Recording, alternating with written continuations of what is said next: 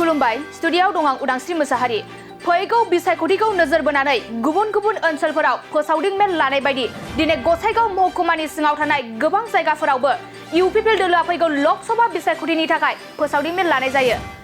मख'जाथावदि बे फोसावदिं मेलखौनो गसाइगाव रायमना हाथाइसालिनि कमिउनिटि हलावबो लानाय जायो।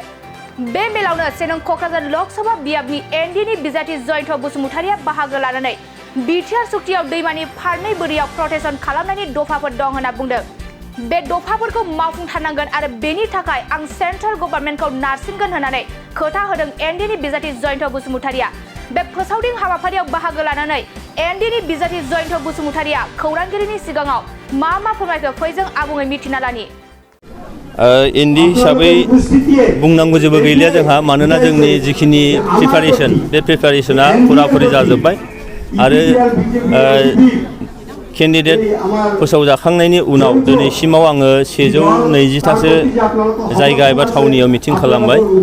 बेयाव जोंनि मोनथाम दोलोनि जोंनि मावथि मददगिरि रायजो राजाफोरखौ लानानै मिटिं खालामनाय जादों आरो बे मिटिंनि गेजेरजों आं नुदों जे साफ्रोमबो रायजो राजाया गावनो गोसो जानानै ओंखारबोदों आरो बिथांमोननि माने मोखाङाव मिनि खैरायनायखौ निस्सय नुनो मोनदों आरो इन्टारनेलि गोबां बिथिङाव खामानि मावबाय थानाय जादों। दा बे हिसाबै जों नुनो हायो जे फैबाय थानाय 7 मे अक्ट'आव जोंहा भटआल' जानांसिगौ।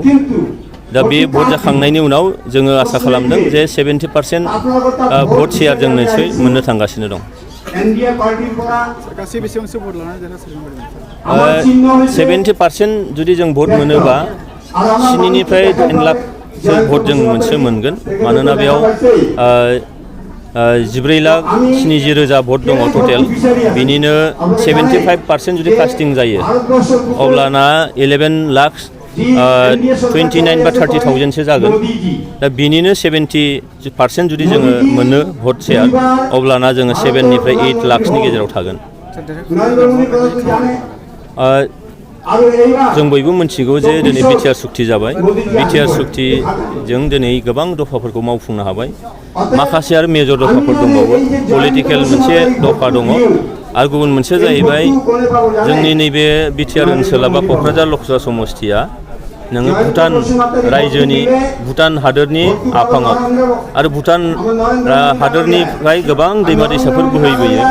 बे दैमा दैसाफ्रा जोंनि नैबे बिटिआर ओनसोलाव हायेन ओनसोलाव फैनानै जोबोद माने गोबां बिबांनि खहाफोर खालामफैयो। हा खुरखानायनिफ्राय लानानै गोबां माने लाख बिगा एबा हेक्टर हाया दिनै बाला अन्थाइबारि जाबाय। मानसि थाजालिया, मानसिफ्रा दिनै लेथेर फेथेर जानांबाय, डिसप्लेस जानांबाय, गोबाङानो नोङो हाग्रायाव हाबनांगौ जाबाय। बेबायदि मोनसे थासारि। बेखायनो बिटिआर सुक्तियाव बे नोङो दैमानि फारनै बोरिखौ प्रटेकसन खालामनायनि मोनसे दफा दङ। बे दफाखौ दिनै मावफुंथारनांगोन आरो बिनि थाखाय सेन्ट्रेल गभर्नमेन्टखौ निस्सय आङो सासे MP हिसाबै बेखौ नारसिनगोन आरो बेबायदि बिटिआरनि माखासे दफाफोरजों लोगोसे आरोबाव गोदान माखासे जोंनि जौगानायनि थाखाय हाबाफारिफोर लाबोनो हायो नामा, बिनि थाखाय खामानि मावनाय जागोन।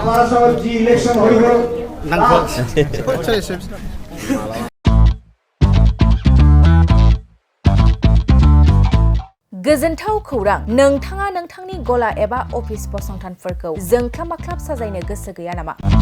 नोंथांनि गलाफोरखौ बायदि रोखोमनि जोंख्लाब माख्लाब खालामनानै साजायनो थाखाय क'क्राझार नोगोरनि सिङाव थानाय गौरां भेलि हटेल साखाथियाव चाणक्य आर्ट एन्ड डिजाइन गलाया लानानै फैदों बायदि रोखोमनि आर्ट डिजाइन।